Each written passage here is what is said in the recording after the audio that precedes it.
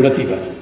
Se requiere, por tanto, una regulación decidida de los movimientos especulativos de capital a fin de sustentar una política de estímulo a la economía productiva basada en criterios de sustentabilidad ambiental y de equidad laboral y social desde los diferentes ámbitos territoriales. Como señala el profesor Torres, la crisis ha incrementado el grado de concentración de la propiedad de los activos financieros y económicos. Los grandes promotores y compañías constructoras junto a los bancos han acumulado cientos de miles de viviendas y terrenos que en gran parte ha financiado gracias a la burbuja que ellos mismos han contribuido a crear con el apoyo de la Banca Europea.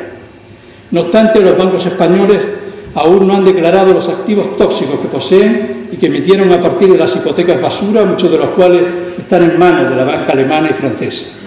De ahí que estos pretendan ahora cobrar la totalidad de las deudas a través de los denominados planes de rescate, agudizando las condiciones del ajuste restrictivo para recuperar sus inversiones sin asumir ningún riesgo por su irresponsable actuación pasada. Es importante, por consiguiente, exigir la responsabilidad de los bancos centrales en esta crisis, ya que a ellos les corresponde el papel de vigilancia del sistema bancario, advirtiendo de los riesgos excesivos y sus consecuencias. Nada hizo el Banco Central. La decisión de situar, por tanto, a los bancos centrales como órganos llamados independientes, fuera del control de la ciudadanía y de las instituciones de representación política, ayudó a este desatino. En España, el sistema bancario entre el 2000 y el 2007 aumentó su deuda multiplicándola por 100 ante la complacencia del Banco de España. Las familias tenían en el 97 una deuda que era el 50% de su renta bruta. En el 2007 eso pasó al 130%. Y las empresas, el coeficiente entre deuda y excedente bruto de explotación saltaron del 260% en el año 2000 al 810% en el año 2007. Todo esto además fue aclamado de forma triunfalista por los dos presidentes que hemos tenido de gobierno en estas décadas pasadas, realizando que estábamos en el mejor país del mundo. Por eso es preciso que los bancos centrales se sometan al control público y de las instituciones democráticas y asimismo es necesario recuperar la banca pública. Esto supone abandonar la mitificación del libre mercado, la privatización y la liberalización irrestricta de los movimientos de capitales, estableciendo mecanismos de regulación que aseguren su vinculación con las inversiones productivas y eviten las operaciones especulativas. Para eso se requiere también una política fiscal progresiva, esto es, que grave con mayores tipos a los grupos de mayor ingreso, que penalice las operaciones financiero-especulativas y que evite el fraude fiscal practicado extensivamente de los grupos de alto ingreso y sociedades. La política fiscal debe avanzar también a un diseño más verde, en el sentido de gravar a las empresas que utilicen procedimientos contaminantes, sustituyendo así progresivamente los tipos de gravamen basados en el trabajo por otros que limiten la generación de residuos y contaminación, primando desde luego a las empresas que introduzcan métodos sostenibles de producción y que generen empleos verdes. En un nivel más global pueden contemplarse, por tanto, algunos instrumentos como los ya citados por los colegas del Transnational Institute: establecimiento de impuestos sobre los movimientos de capital financiero internacional, tal como propone la tasa Tobin, cierre de los paraísos fiscales, sustitución del Fondo Monetario Internacional por un mecanismo financiero democrático a nivel internacional, establecimiento de límites al riesgo de los productos e instrumentos financieros, eliminación de los contratos de blindaje e indemnizaciones extraordinarias de los altos cargos de las instituciones financieras, es indignante, y participación de las instituciones globales, no solamente los organismos financieros internacionales, en los debates sobre la nueva arquitectura financiera mundial. Sabemos también que la crisis coincide con otros problemas importantes como son los relativos al cambio climático y al cambio energético. Y los análisis de perspectiva son claros. Junto a los cambios demográficos y migratorios, el escenario futuro estará compuesto por cambios importantes como son los efectos del cambio climático, el agotamiento de los combustibles fósiles, que es la causa sistemática del aumento de los precios del petróleo y las materias primas, la expansión de las energías renovables y la implantación extensiva de la sociedad del conocimiento. En este sentido, las estrategias de desarrollo deben incrementar sus esfuerzos por incorporar actuaciones dirigidas a fomentar la producción ecológica, la utilización eficiente de los recursos naturales, el uso de energía renovable y la gestión de los residuos. En todo ello hay un amplio espacio, como vemos, para el fomento de empleos verdes. La crisis actual ha removido, por tanto, las finanzas internacionales con incidencia muy adversa sobre los autónomos, las micro y pequeñas empresas, las cooperativas de producción, que son, conviene no olvidarlo, el 99% del total de las empresas formales del país, que explican el 89% del empleo formal y el 63% del Producto Interior Bruto. Ese es nuestro tejido empresarial y productivo.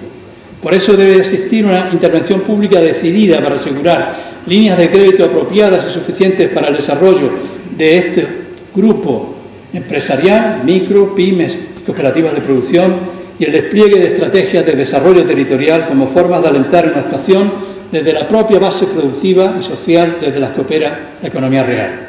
Dicho en otras palabras, sin una política de reactivación productiva desde cada ámbito territorial no parece posible una salida a la situación actual. Pero ello debe hacerse con estrategias deliberadas de cambio productivo en el sentido de la sustentabilidad ambiental que la actual fase requiere y la generación de empleo que la situación social demanda. La creación de empleo es un tema prioritario. Por ello, hay que aclarar que esto no depende únicamente del aumento del ritmo de crecimiento económico. No es el tipo de crecimiento económico del pasado que puede permitir orientar nuestro futuro. El desarrollo no es solo crecimiento económico. El desarrollo es sobre todo empleo digno, distribución equitativa de los ingresos, mejora de las condiciones de vida de la gente. No se trata, por tanto, de recuperar el anterior estilo de crecimiento especulativo y rentista. Hay que cambiar el contenido del mismo optando por un estilo de desarrollo sostenible basado en la mayor calificación de los recursos humanos, ahí la importancia de la educación y la formación y el empleo digno. Las políticas activas de empleo deben incursionar, por tanto, en estos ámbitos, en nuevas actividades productivas basadas en la producción sostenible, energía renovable, ampliación del gasto público social, desarrollo económico local, entre otros grandes ámbitos de actuación. Creo que el sistema de ciencia y tecnología debería vincular a los investigadores científicos universitarios con los problemas y potencialidades de cada territorio, para así enfrentar los retos de la actual fase de cambio tecnoeconómico, energético y ambiental, mediante la difusión de redes territoriales de innovación que aseguran la vinculación entre el mundo productivo y científico y cada realidad social. Es preciso vincular el potencial de conocimiento con las necesidades de la sociedad, tanto en el ámbito productivo de cada territorio y región, como en la reconstrucción cultural y social que se precisa. A mi modo de ver, un sistema centralizado de ciencia y tecnología es profundamente ineficiente, aparte de enormemente inequitativo. En el mismo sentido, la vivienda debe dejar de ser un objeto de especulación y constituir un derecho de las personas, como dice la letra de la Constitución.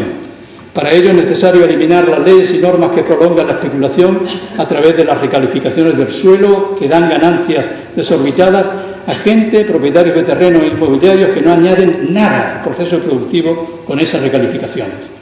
Sobre todo es necesario revisar la deuda hipotecaria que se impuso en condiciones indignamente especulativas a la ciudadanía, obligando a los bancos a asumir el riesgo en que incurrieron con esas operaciones. No es legítimo que solo acaben pagando las ciudadanas y los ciudadanos estafados. Es evidente que avanzar en el proceso de democratización, asegurando recursos financieros a los ayuntamientos, es un aspecto decisivo en este sentido, para frenar las irresistibles tentaciones de recurrir a la corrupción inmobiliaria.